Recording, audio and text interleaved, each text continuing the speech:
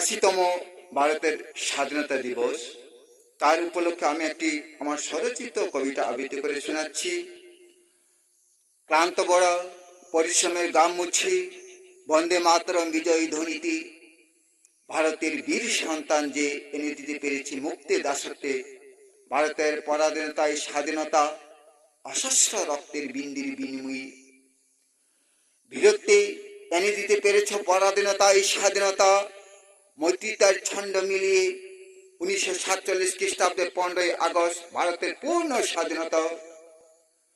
শব্দহীন মায়ের কুল নিঃসন্তান হারিয়ে লালন পালনের শৈশব হতে যৌবনে, আত্মহারা মায়ের ক্রন্দন ব্যথায়, আর্তনাদের শব্দে, রক্তক্ষরণের দুর্গন্ধে, গুলিতে যাত্রা করা ভোগ, কলুষিত হৃদয়, হতবাক দৃষ্টিতে চেয়ে দেখি সম্মুখী, দিক নির্ণয়ে হতভঙ্গের ছন্দহীন বিছানায় এলমিলু ছিটিয়ে।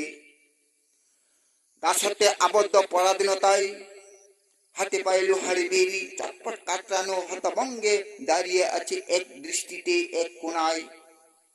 হতবাক হয়ে জর্জরিত রক্ত জড়া, সারা শরীরে অঙ্গে বড়া, অত্যাচারের মাটিতে লুকিয়ে পড়ে নিষ্ঠুরতায় বেদনায় ক্রন্দনে শোকাহত। কি আছে কোনো বাঁচার উপায়?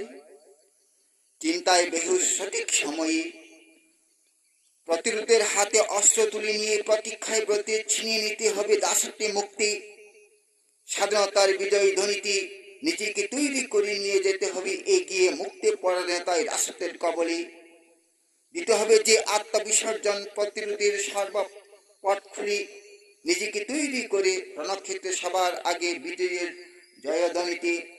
জাগ্রত হও, কেন লুকিয়ে রয়েছ পালিয়ে, কাপুরুষের বেশে আত্মগোপনে পরিতৃপ্ত এক কোণে।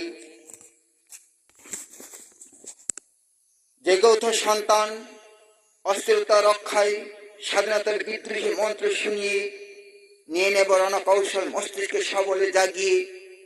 শান্ত হব পরাধীনতায় স্বাধীনতায় এনিয়ে নিয়ে যাব এগিয়ে, সাজিয়ে রাখবো ঐক্যর বন্ধন চিরতরে সংহতির মৈত্রিতার বিশ্বের সর্বশ্রেষ্ঠ আসামি।